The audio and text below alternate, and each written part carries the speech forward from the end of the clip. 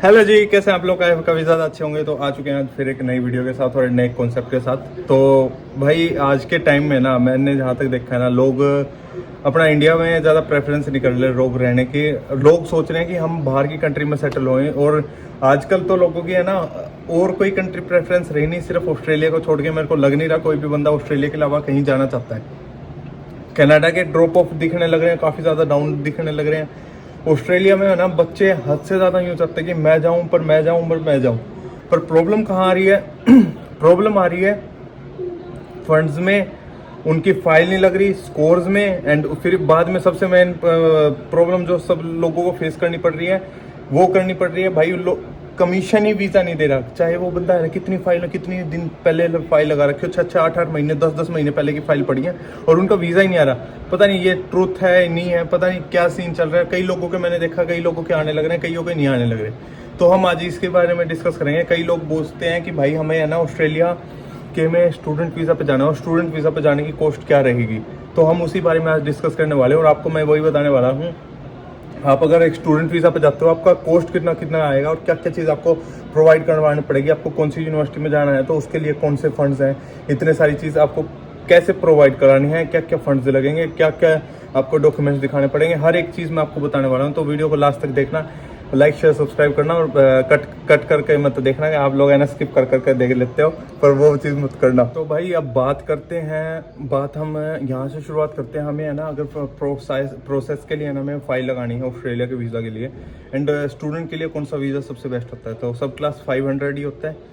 उसी कैटेगरी में आप स्टूडेंट वीज़ा अप्लाई कर सकते हो, फर्स्ट थिंग। सेकेंड थिंग क्या रहती है कि बच्चे पूछते हैं, भाई पूछते हैं कई कि हमें एजेंट नहीं मिल रहा, वो नहीं पड़ रहा। सबसे मेन चीज़ क्या करो, सबसे पहले आप एजेंट ढूंढो जो आपको कंसल्ट करे अच्छी तरीके से। कई एजेंट्स ऐसे होते हैं आपको है ना गलत तरीके से कंसल्ट करके आपकी फाइल तो लगा देते हैं, पर वो आपका आता ही नहीं, कभी वीज़ा ही नहीं निकलता। उस चीज़ में आपकी फाइल भी ख़राब हो जाती है और आपका स्कोर, चाहे आपके फाइनेंस, चाहे कुछ हो, आपका कोई मैटर नहीं करता अगर आपके पास खुद अच्छा एजेंट नहीं है जो आपको अच्छी गाइडेंस दे, आपको अच्छी तरह से बताए कि आपका ऐसे ऐसे वीज़ा लगेगा और ये रिकमेंडेशन आपको पूरी करनी पड़ेंगी, तभी जाके मैं आपके फाइल अच्छे तरीके से अप्लाई कर सकता हूँ।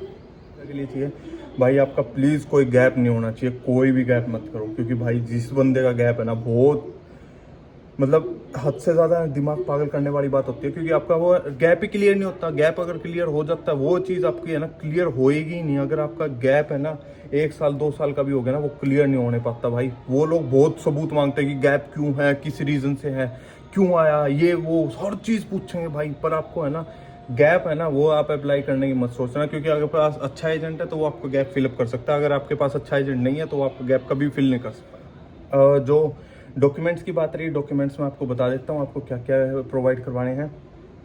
सबसे पहला डॉक्यूमेंट आपके पास होना चाहिए, आपका वैलिड पासपोर्ट होना चाहिए। आपके पास वैलिड पासपोर्ट मीन्स आपके पास उसमें है ना डेट बची रहनी चाहिए, 4-5 साल की, 6 साल की, कुछ ऐसी होनी चाहिए। 1-2 साल की रही तो आप नया बनवा लो, उसके बाद अप्लाई करना। सेकेंड थिंग, आपकी ग्रेजुएशन है ना जिस टाइम अप्लाई करने लग रहे हो उसके 6 महीने के अंदर इंदर हुई हो, तब जाके आपके अप्लाई करने का फायदा। चाहे आप 12th करिए, आपने ग्रेजुएशन करिए, कुछ भी कराओ, पर उसके अंदर ही फायदा है आपका, क्योंकि 6 महीने के बाद आपका वो गैप पूरा 1 साल का आ जाता है। वो 1 साल का आप कहाँ कवर करोगे, तो उसके अंदर ही देख लो। थर्ड थिंग, आपको आइल्स या पीटी होनी चाहिए। आइल्स पीटी में आपका 60 ईच होना चाहिए, 60+ ही होना चाहिए। जैसे 60+ स्कोर है पीटी में, नॉट लेस देन 60 और। पर अगर आपका नॉट लेस देन 59 भी है, 58 है, तो उसमें बात बिगड़ जाती है। सेकेंड थिंग, आप क्या कर सकते हो, आइल्स है, आइल्स कर सकते हो। अगर जिस बंदे को आइल्स है अच्छे लगते हैं वो आइल्स कर सकता है, आइल्स में अपना स्कोर लेके आ सकता है। बट अक्सर जिससे नहीं हो रहे तो वो पीटी की तरफ जा सकता है, पीटी में कर सकता है। फोर्थ थिंग जो आपको चाहिए, आप एक अपनी यूनिवर्सिटी ढूंढ लो और अपने एजेंट को बोलो कि भाई मेरे को उसी यूनिवर्सिटी में अप्लाई करना है और मैं उसी यूनिवर्सिटी के अलावा कहीं नहीं करूँगा, क्योंकि रिकमेंड आपको खुद करना पड़ेगा। एजेंट्स क्या करेंगे, आपको है ना मिसगाइड करके अपनी ऐसी यूनिवर्सिटी में फंसा देंगे जिसमें उनको खुद कमीशन ज़्यादा अच्छा मिल रहा हो। जैसे अब कोई यूनिवर्सिटीज़ क्या आती हैं कि आप वो बोलेंगे मैं आपको इस यूनिवर्सिटी में करा देता हूँ, आप बोलोगे नहीं भाई मेरे को इसी में करा, क्योंकि आपके अगर गैप नहीं है तो आप बोल सकते हो कि मेरे को इसमें ही जाना है। और अगर आपके पास बजट अच्छा है, अगर आपके पास बजट अच्छा नहीं है तो भाई जो एजेंट आपको रिकमेंड करे वो उसमें चले जाओ। बट अगर आपके पास बजट अच्छा, आपको रियलिटी में पढ़ना है, तो आप एक काम कर सकते हो, अपना खुद ढूंढो, ढूंढने के बाद खुद अप्लाई करो, खुद सारी चीज़ें सर्च करो उस कॉलेज के बारे में, कितनी फीस है, क्या क्या लगेगा, कितनी फीस आएगी, सारी चीज़ हर एक चीज़ पता करो, तब जाके आप अप्लाई कर सकते हो।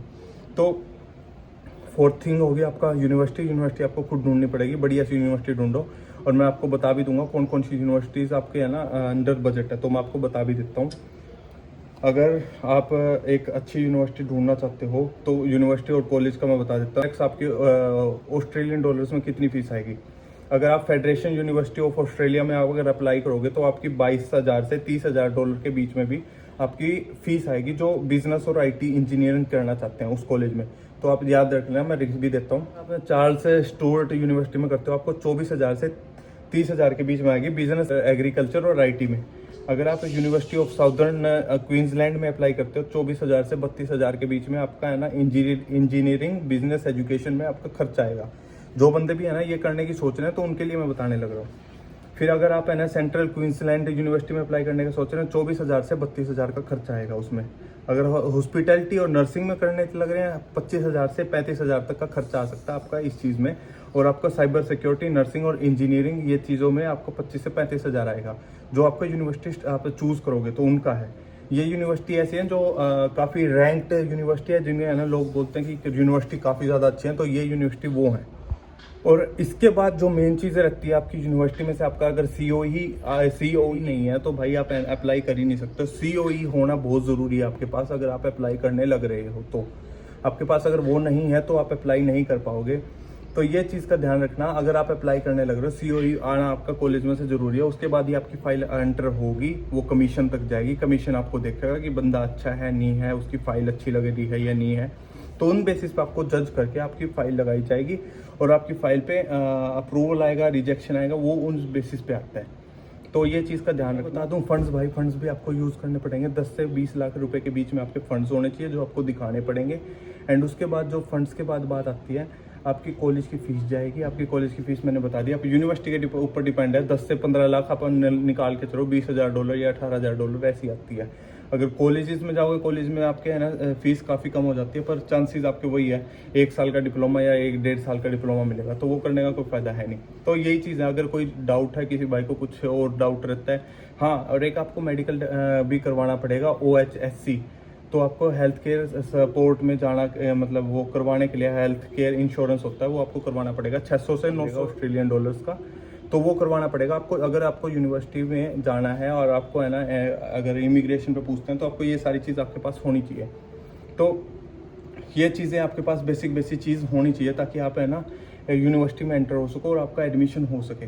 तो अगर भाई किसी भी भाई को कोई भी डाउट रहता है तो वो मेरे को मैसेज कर सकता, पूछ सकता। अगर और कोई क्वायरी होगी definitely I will provide you guidance. अगर मेरे को जहाँ तक मैंने जो सोर्सेज मेरे जो हैं मैंने उनसे पूछा है और मेरे को जो चीज़ें पता है मैंने आपको वो चीज़ बताई है। अगर आपको और कुछ पूछना हो तो मेरे को डायरेक्ट मैसेज कर सकते हो। तो thank you for watching this video. आपको अच्छे लगे हो तो मिलते हैं नई वीडियो के साथ। तब तक के लिए bye and thank you for watching this again.